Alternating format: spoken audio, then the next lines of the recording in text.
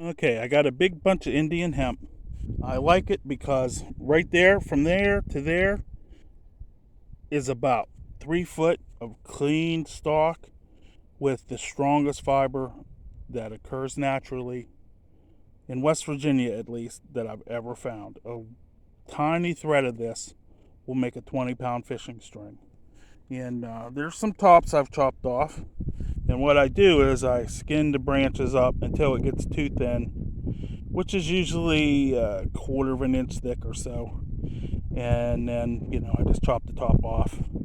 And over here is what it looks like when it's done. You can see how long that is. That one there is about from here to there, about 5 foot long. And this is going to be, I'm going to do a whole video, but I'm going to do it in sections. So you can see that when I skin them all out, and then how I peel the bark, and I save the bark, I let it dry for a couple days, and then I take the fiber out of the bark, which is the backwards way of how 90% of the people, maybe all people, do Indian hemp. There's Bobo the cat. She always has to be in my videos. She'll come find me wherever I'm at videoing. And get in the video. Huh, Bobo? Dang, Sweat Bee. He'll be lucky I'm in a good mood today. I'm not going to kill him. I'm just going to shoo him off. Well, my big pile became this little pile. But depending on your bow weight, like if I make a small game hunting bow, short, 30 pounds or so, probably 2 to 3 stalks. I got a super strong string. Here's all the tops, and I'll just throw them back in the woods or run them over with the mower and mulch them into the grass. Now you see these strings here, if you don't have that much, this all has fiber, but I basically farm this stuff, so I have tons of it. And like I said, all this I cut will grow back. It'll grow back and be even taller and straighter the second time around. So I get 2 harvests a year out of each plot.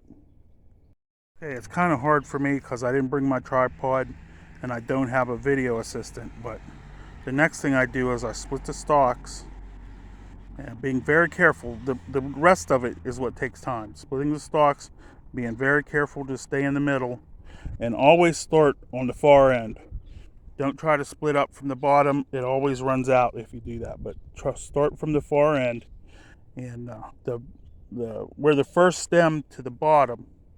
Oh, too fast. From the first stem to the bottom is the best fiber, and sometimes that's all I take. I don't take the tops, but I want to make some stuff this year, and I need more fiber. Okay, my fibers are split from end to end, and in equal halves as I can get. Now, if you do a snap, look at that Sweat Bee. I already hit him once. If you snap it like this and peel it, all the fibers, unlike if you wait until winter when it dies, all the fibers from the bark will come off with the bark. Look, there's no hair fibers on that. And that's what I do the whole length, and then I roll them up and store them. Sometimes I put them in water to let them wet a little bit, and then the bark comes off easier, but usually just peel it apart like sinew and the bark falls off once it's dry. So that's how I do the dogbane. If you have any questions, post them in the comments. I'll make another video.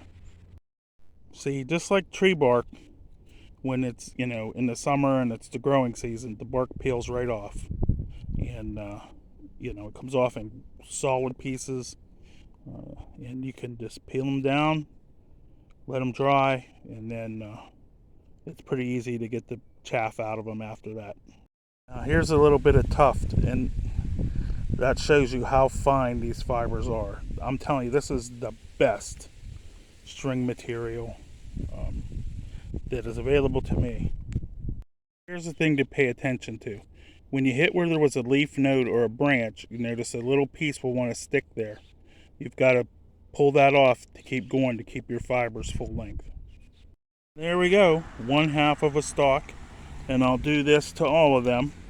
Notice I didn't cut. I got probably 1/4 of an acre of this.